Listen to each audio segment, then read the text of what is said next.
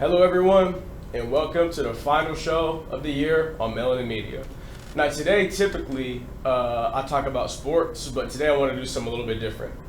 As you can see, I'm from my hometown, Kansas City, and today we're going to be talking about some of the things that I wish I knew coming into the year as a freshman, because I am a freshman, and for the students coming in next year, they might want to know some stuff that, they wouldn't otherwise know. So first off, let's get into why we came here in the first place, which is to do school. Now, I know college is a fun time where, you get to hang out with your friends, go eat lunch, go to the park. But at the end of the day, you got to remember what you came here to do, and that's to complete school. Typically, we use a term called lock in. Lock in could be like in terms of every different thing. Like if you a little bit out of shape, you say lock in. If you got bad grades, you say lock in. You know what I mean? If you just a bum in general, you just like lock in. You know what I mean? So in terms of school, if you got bad grades, typically we tell you to lock in. You know what I mean? So for example, let's just say this. Let's say you got a big test or a big paper due Sunday night, right? And you haven't started on it, and it's Friday night. You might want to lock in. You know what I mean? Typically, you might want to skip out on hanging out with your friends Friday or Saturday and lock in and get that paper turned in. So in general, you don't want to get to the end of the year and be like, oh, wow, I have 5 Fs. And, it'd be like 2 weeks left and, you screw basically. At that point, it's not even worth locking in. I don't know what you're doing. Moving on. Our second point is kind of a flip side. Instead of, you want to have fun. Generally, this is college, so you want to have a lot of fun and enjoy yourself. College is an opportunity where you get to experience a lot of things you wouldn't necessarily have experienced while at home or while growing up. For example, if you lived under a rock, well, shoot, you got all types of people here at college to where you could experience a lot of things that you wouldn't otherwise have. For example, if you grew up around just only like one specific type of people or one specific type of thing, college especially KU is a very diverse campus and place to where you could experience a lot of different types of peoples, cultures, foods, and things of that nature. And also, a lot of things, people like to listen to different types of music. So let's say you grew up on R&B, you grew up on your Usher, Chris Brown, Beyonce, you might try to find a little bit, good to get into some, country, Morgan Wallen, Luke Combs, Zach Bryant, or like, other scenarios, if you listen to pop growing up, let's say like, you Justin Bieber's, anyway, you can listen to some, Lil Baby, DaBaby, Drake, Future, the list goes on. So in terms of music and just culture and different things like that, college is a perfect place to get into basically anything that you want. And when it comes to making friends or finding your peoples, here's the advice I would give incoming freshmen this fall. I would not stress about finding your people and finding where you fit in. My biggest advice would be just be yourself. Be yourself, and the people that accept you for you, that's where you're gonna find your group. And then also one important thing that I gotta say about, just people and stuff, please leave the drama at high school. I guarantee you, nobody cares. Nobody cares if you was the most popular person in high school. But also nobody cares if you was a bum in high school either. If you were a bum or you popular, you basically restart here in college. And also important note on making friends, be treated how you want to be treated. That's probably my number one advice. Be treated how you want to be treated. Treat people how you want people to treat you. Moving on, we'll say the third point is a little bit interesting. I don't know if I'm allowed to talk about it on here, but we'll talk about the places a lot of students like to go on a Friday and Saturday night.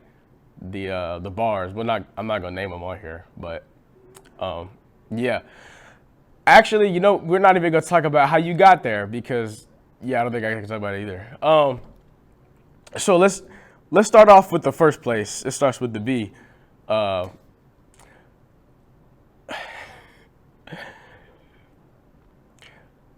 say this. You can have fun sober. You can have fun sober. You can have fun sober. Watch out for that. I say, you know what? I'll say this. Always look out for that friend that likes to party a little bit too hard, a little extra hard in college, because sometimes you just might not know where they like end up. You know what I mean? Sometimes you might find them on like the side of the road somewhere on I-70. You just never know. It happens sometimes. But I would say when you're going out to these places, to these functions, late on a Friday or Saturday night, just go there with the mindset of I'm gonna have fun and I'm gonna enjoy dancing and hanging out with my friends. I would say it's an experience everybody should have at least once in their lifetime here at KU, just because it's part of the college experience, and it's a fun time to be around. But just be mindful. Just be mindful of how much you drink, how much you go there, because some people, they just go a little bit too hard and they turn into a bum. So I'm gonna just say that. I say the last thing as well is just, learn that this experience, especially your freshman experience, is going to be your first time away from home. You're going to feel a lot. You're basically going to have the full human experience. You're going to feel happiness, sadness, through a lot of things. School, sometimes you can enjoy it, and then sometimes it's not going to be so enjoyable because, you're staying up late, doing work, pulling all-nighters. And then sometimes it is going to be enjoyable when you're, acing all your tests and have all A's. When it comes to friend groups, not all friend groups tend to last. Sometimes you have falling outs. One thing probably the number one advice I would give there is in college, learn to manage your emotions, because there will always be highs and lows. You know what I mean? So, that's all I have for today. In the year, actually. And I will see you next year. Hi, friends. Welcome to my bedroom again for the last final time this semester. This is our last episode. I am sick, but bear with me. So this has been a long time coming for sure. I'm finally gonna review Cowboy Carter. We have my notes right here. Let's get into it. So Cowboy Carter came out on March 29th, 2024. It's 27 songs and it's an hour. Well, 27 songs and a few interludes and skits in between those, all 27. But it's an hour and 18 minutes, which is very short for that amount of songs. So me personally, I thought Renaissance was gonna be our last tour, right? Then Cowboy Carter came out really soon. I wasn't ready for that. I don't think any of us were ready for that, and that's okay. Do I think she's gonna go on a world tour with Cowboy Carter? Definitely not. Definitely maybe a US tour, and if she does do like a world tour, I'm thinking probably like Ireland, UK,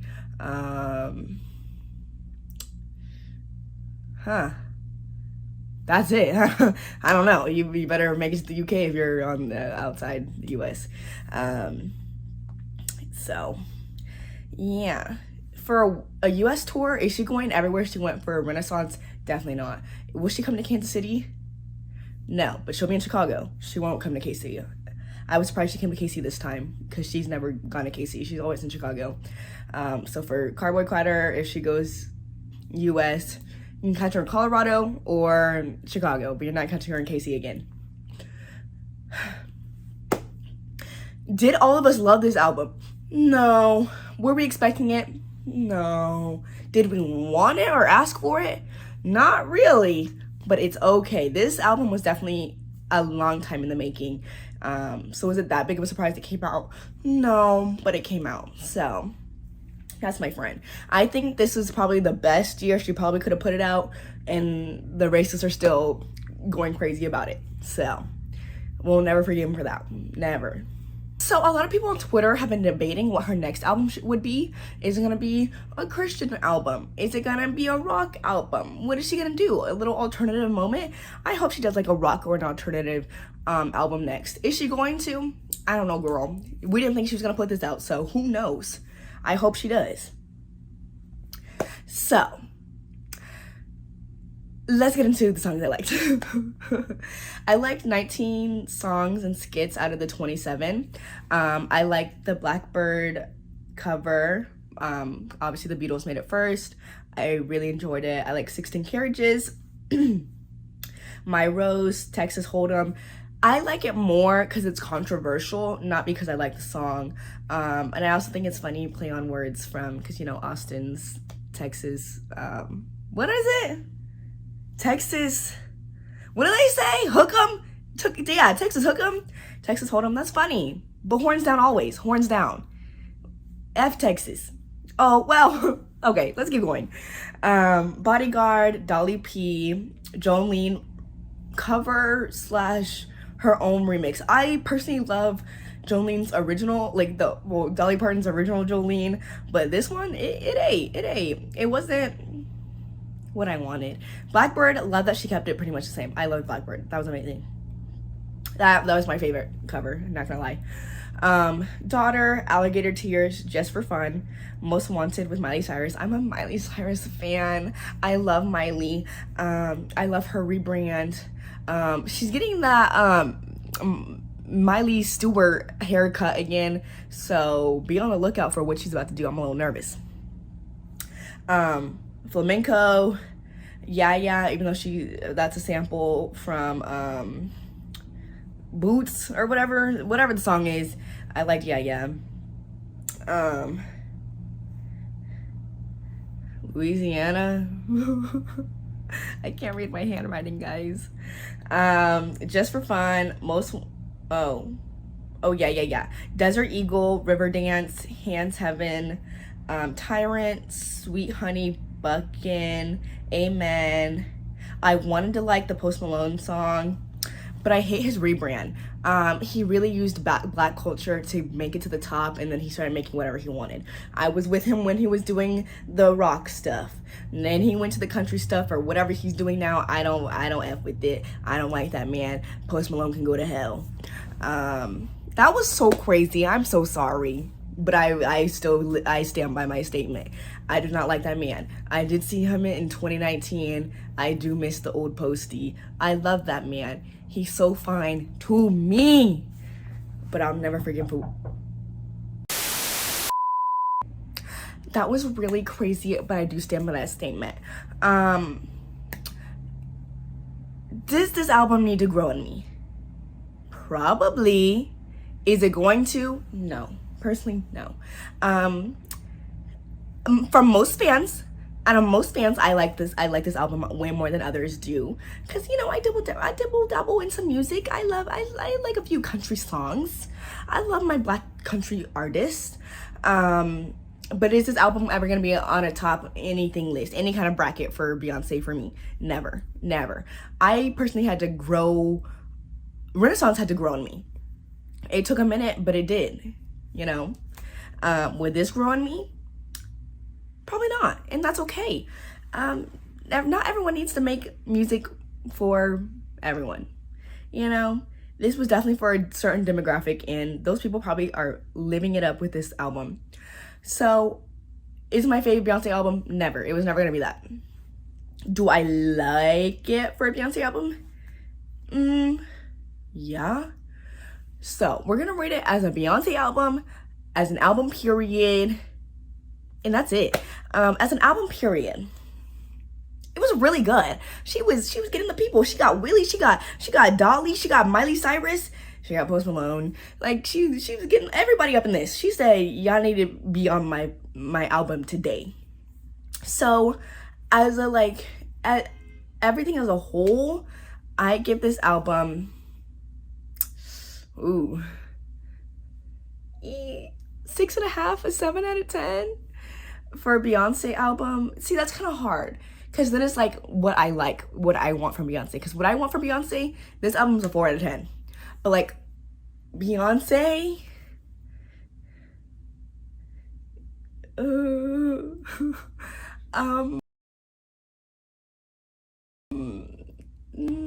six out of 10. I didn't like the album. I didn't like it for real. Yeah, look at my friend. Okay, See you guys next semester, hopefully. Love you guys. I can't wait to review more music. I bet there's gonna be so much coming out in the summer. I'll see you guys soon. Bye. Oh, that's hot. That's hot.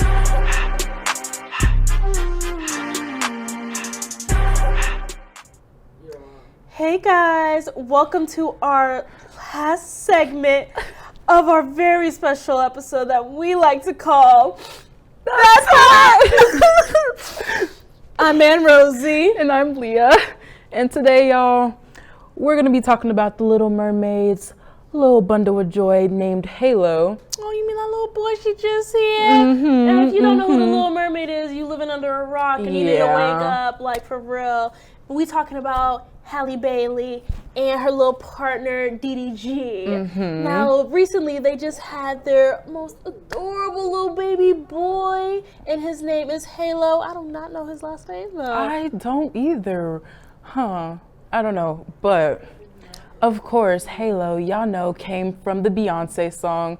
And surprisingly enough, Halle did not name the kid. It was DDG, who is an American YouTuber and rapper. Now, I've heard a little thing about DDG now. What you know? What you know? Pause. Okay. Now, word on the curve is that DDG was messing around with other people while he was with Halle. And the only reason why he's with Halle now is because they got this baby together. But I digress. Okay, but like, listen, they've only been together for a little bit over a year. It's only been a year and they already have a kid together? No marriage? That's no what ring? I'm saying. Halle baby. Come on no now. Ring? Girl. We gotta do better for ourselves. I mean, like, this is your relationship. I respect it. But me personally, I think they're moving a little bit too fast. You're a woman of Halle caliber. You should be expecting all the finer things in life. Right. I don't know. I'm not throwing shade. I am not throwing shade. But I am. Okay, Respectful. Rosie. Okay, Rosie. Okay. I cannot see myself even moving in with my significant other after you're more or less having a child. Are you serious? I mean, here's the thing. If you have a child, like, the world moves around. So. That's the binding contract they all say, but you know, child support ain't gonna be nothing. You know these people rich. Child support ain't nothing. You That's know what these I'm people got saying. money on. They got money. Okay. They ain't gotta worry about no child support. Let's move on from that, shall we? Let's talk about what was happening when Miss Halle Bailey was pregnant, because she had us going topsy-turvy all over the freaking internet. Now, didn't she? Now, would you like to talk about, or shall I? Because it's not gonna be nice if I say it. Of course, we know, Rosie, we know. Let me start off by saying, back in November, when fans, the media, you know, every little body was throwing in their little 2 cents about her pregnancy, but you know, Halle Berry was denying it. Halle Bailey. You know, there was a time on the internet where everybody was seeing her for the first time, and her nose was like a little big, and everybody was like, She had that pregnancy nose. She had that pregnancy nose. Even mothers were coming in saying, Halle, you got that pregnancy nose. Like, this look a little familiar. Like, your nose got a little bigger. That's a pregnancy nose. And she went on the internet and was just like, not you guys talking about a black woman having a big nose. I have never seen a better gaslighter than Halle Bailey. You kind of ate down on that one. She was like, I love my nose. Don't you guys ever make a comment about it. I was like, my bad, shawty. Because, like, why does she freaking gaslight these people? Telling all these But my thing is, OBs was even saying that she had it worked. How did it work? It didn't work, but like, it got people to stop talking about it. It got them to shut up. Like, she was able to hide this secret for 9 whole months. And don't get me wrong, there were speculations, but no one knew for sure. What's it called? Whenever she went out and went on the red carpet, she made sure she was dressed to where you couldn't see nothing. I cannot believe that. I can. This is Hollywood. They can make things disappear. Okay. Real quick. But I want to talk about what happened on April Fool's. Girl. Okay. So, on April Fool's, DDG posted a little Instagram announcement saying, "Oh, I can't wait to be your father," on April Fool's. And didn't he post a little ultrasound too? Now, everybody, when he posted that ultrasound, everybody was like, where did he get this ultrasound from? Exactly. Who's the mother? Is it real? Is it fake? Is April Fool's? Is he joking? Is he not? Turns out he wasn't joking because to be fair, he did do it again this April Fool's. That honestly got me. Now, DDG, you a funny man, but it's not really an April Fool's if that was actually real. Now, come on. But like nobody knew the difference. Come on now. Okay, but I mean, it was funny. It was kind of funny. It was. But overall, like when Baby Halo was revealed, she literally posted the most adorable photo of his, I think it was like his little hand with the bracelet. With the little gold bracelet on it that says Halo. And then also she gave a little sly comment. She was like, there, y'all happy now? I was like, ooh. No. She did. She did not. She did though. Cause she was like, oh, I'm sure y'all guys were waiting on this. I'm just like, pause. Okay, wait a minute. We just saying when we saw you pregnant. I'm just saying, I hope Halo doesn't turn out to be like a Northwest. A Northwest? Kim Kardashian's? Ooh, I can't be talking about nobody's baby now. Am I wrong? I mean, like, We don't want to see another Northwest. I mean, what's so wrong with Northwest? Rosie. She's just a little nepo baby. Ain't nothing wrong with that. She said nepo baby. Okay. I mean, okay. there's nothing wrong with that. You were blessed and birthed in a well-off family. There's nothing wrong with that. You said well? I said well. I You think well? the word I was looking for was dysfunctional. Wow. Okay, all we know is that Hallie and DDG are currently at a good spot right now because ever since baby Halo was born, you've seen nothing but proud moments as first-time parents from these two. Okay. Like, from the moment Halo was saying his first words, they were documenting it, and then, like, did you see what DDG did with Hallie and gave her a freaking Grammy Award for being the best mother? Aww. If my man don't do that, I don't That's want a him. requirement. I don't want him. And I better not have to ask for it. It better be there. Keep that in mind. Anyways, but let's just get back, cause like I know Haley and DDG have only been together for a year, but they're a really cute couple. I mean, they say when you know, but I'm just like, girl, a year? I've had friends for longer than that, and I wouldn't be, I'm just saying. Well, we gonna keep an eye on this couple, but we hope nothing but the best for this new family and for this new baby. Congratulations to both Hallie and DDG on this blessing that we like to call Halo. Anyway, that's gonna be the last episode for us today, ladies and gentlemen. Yeah. We gonna miss y'all, but thank you for tuning into our special segment that we like to call That's Hot. I'm Ben Rosie. And I'm Leah, and we will see you guys in the fall. Bye. Bye.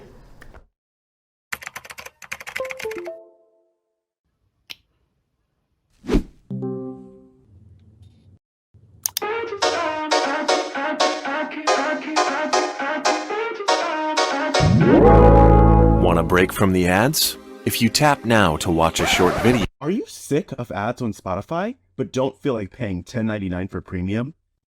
Well, want no further. Spotify offers premium for only $5.99 for college students.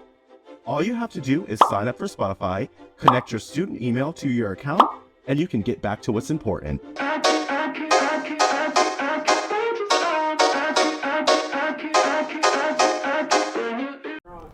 Hello everyone, and welcome back to MelaninMedia's Slice of Insight, where we will be leaving you with food for thought from Black history. I'm Alicia. And I'm Yusuf. Did you know that Harry McLachlan was the first Black reporter to attend a press conference at the White House? McLachlan was born in St. Louis in 1906. He then attended the University of Wisconsin, where he studied journalism and advertising, and received his degree in 1926. McLachlan then moved to Washington, D.C. to pursue a career in journalism. From 1926 to 1929, he was a reporter, editor, and office manager at Washington Tribune, an African-American newspaper published weekly. In 1929 to 1933, McLachlan went to work for the National Benefit Life Insurance Company, handling publicity and advertising.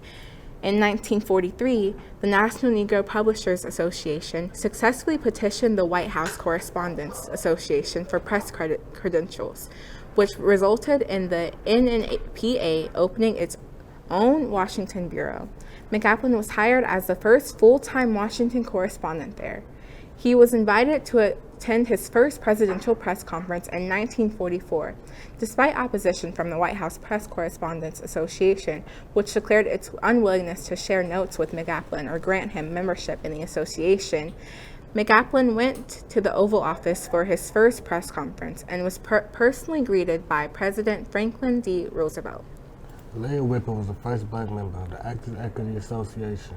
Whipple was born in 1876 in South Carolina. He attended public school in Washington, D.C., and after graduating went to Howard University to study law. Although he graduated in 1995 and made the State Bar of South Carolina, his heart was in theater. He did not study theater professionally, but he exerted techniques of some of the most established actors of his day, such as Richard Mansfield, Edmund Kean, Julia Marlowe, and others. Whipple made his first Broadway appearance in Georgia Minstrels. He went on to appear in classical Broadway productions of Stevedore, Of Mice and Men, and Porgy, which gained Whipple national fame for his characterization of the crabman of the Catfish Drone play. He made his film debut as a bit player in Oscar's Michaud's Silent Race Films, 1920s, symbol of the unconquered. And Within Our Gates in 1944, Whipple was honored by the Ethiopian government for his portrayal of Emperor Haile Selassie in the 1943 movie Mission to Moscow. Though he appeared in nearly 24 films, Whipple was devoted to his stage career and maintained lifelong activity as a member in several organizations. Whipple was honored in 1974 with a life membership to the Actors Equity Association, making him the first black member. Whipple lived till just shy of his 99th birthday. Shortly before his passing, he told the journalist, "I haven't retired. You give me a part, I'll take it." Melvin Van Peebles started the blaxploitation wave of movies. Van Peebles was born in 1932 in Chicago. He attended Thornton Township High School in 1949. After graduating, he spent a year at West Virginia State College before transferring to Ohio Wesleyan University, where he graduated in 1954 with a degree in English literature. In the early 1960s, he published 4 novels and 1 story collection in French and made a short film, Cinq Cent Bales, in 1965. He made his first feature-length film, The Story of 3 Day Pass, in 1968, which caught the attention of Hollywood producers.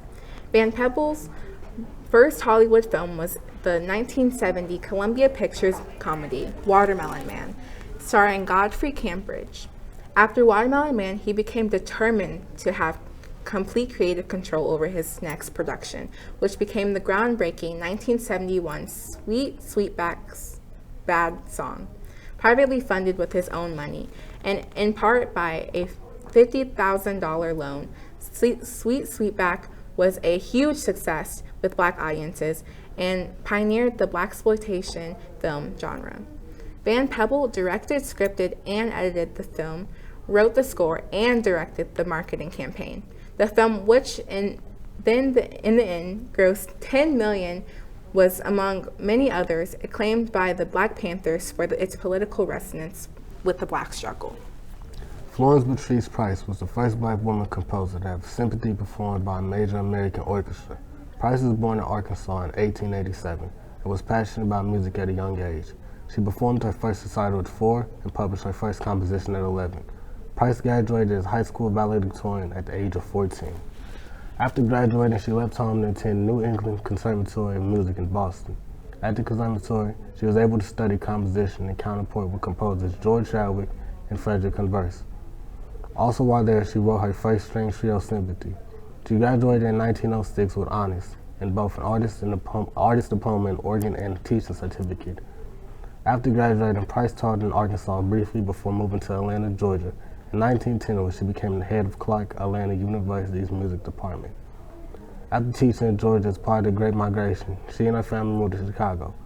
Price put her focus on her compositional career to make ends meet. She worked as an organist for silent film screenings and composed songs for radio ads under a pen name. Under this pen name, she composed for Otter, Mazzel's silent films. During this time, Price lived with a student and friend, Margaret Bonds, who was also a black pianist and composer. This friendship connected Price with writer Langston Hughes and opera singer Marianne Anderson. Together, Price and Bonds began to gain national recognition for their compositions and performances. In 1932, both Price and Bonds submitted compositions for Wanamaker Foundation Awards. Price won first prize with a Sympathy in the Mirror, and third for her piano sonata. The Chicago Symphony Orchestra, conducted by Frederick Stock, premiered the symphony in 1933, making Price's piece the first composition by a black woman to be played by a major orchestra. Thank you for tuning into Slice of Insight. Make sure to follow us on Instagram, TikTok, and YouTube at MelaninMedia KU to keep up with us and find more content from the show. Now we're turning over to Christina for the weather. Good evening, KU. We did see some rain and showers that started to fall through early today, and we will see a rainy weekend ahead because of it. But by the beginning of next week, our temperatures do look to be pretty pleasant. Here is currently right now in Lawrence, we are at 57 degrees temperature-wise, and we do see some pretty strong winds out of the southeast at about 10 to 20 miles per hour. And we did see some rain earlier today. You can see the rain drops on the camera, but there was a brief intermission in rain that we see right now, and we will see that rain start to pick back up later on into the night with the possibility of us seeing some isolated thunderstorms happening past midnight. For tonight, we do drop all the way down to 55 degrees, which isn't much different than where we are at right now. Right now we're at 57. So our low for tonight won't be that cold technically, but it will feel colder than it actually is because of how strong our winds are coming out of the southeast at about 20 miles per hour, and then our wind gusts of around 30 miles per hour, and then also again those rain chances that look to increase after midnight. For tomorrow, we do jump back up to 75 degrees, which looks pleasant, but again, we will see some rain, some even more rain for Friday with stronger winds as well coming out of the west or out of the south at about 20 to 25 miles per hour, with our gusts coming in near 40 miles per hour. Because of that, for tomorrow, we can anticipate seeing increased atmospheric instability, so we will see more vorticity, which basically means rotation in the atmosphere, and then we will also see an increase in our low-level jet, which does make Friday look to be pretty dangerous out weather-wise. The National Weather Service has issued our area a level 3 out of 5 risk for severe weather, so that does mean that we can possibly see some hail, some thunderstorms, and also some tornadoes for Friday. We do see a pretty similar pattern for Friday, Saturday, and Sunday of our temperatures looking pretty warm, but then of course very heavy rainfall, which will make us feel a lot less nice. Our rain for the next couple of days won't be a consistent thing. It'll be more of an off and on battle between the two. So you'll see breaks of rain where it's raining a lot and then it'll stop and then that rain will start again. But the one thing that will remain consistent for us is how strong our winds are. That wind will stay pretty strong, even our wind gusts as well, staying pretty strong through the entirety of this weekend. Now for Saturday and Sunday, we do have a low pressure system that was affecting us today, and then we will see a brief intermission in our rain happening on Saturday morning, but that will be followed by another low pressure system that will develop and then bring rain for us for the weekend. Again, for Saturday, our conditions do look to be pretty severe as well. We will again be at a level 3 out of 5 risk for severe weather issued by the National Weather Service, which does anticipate us having some hail, thunderstorms, and then also us seeing some possible tornadoes as well. So definitely for Thursday, Friday, Saturday, and Sunday, I would make sure you have multiple ways of receiving severe weather alerts, especially during the afternoon hours or the nights when you are asleep. Because again, we do have the possibility of tornadoes developing. You don't want to be caught in a bad situation. But for the beginning of the week, our temperatures do look to jump back up and we will see relatively warm conditions as well, which is great for the beginning of Earth Day. That is all we have for you tonight at MelaninMedia, and that is all we have for you this semester. We will see you next year.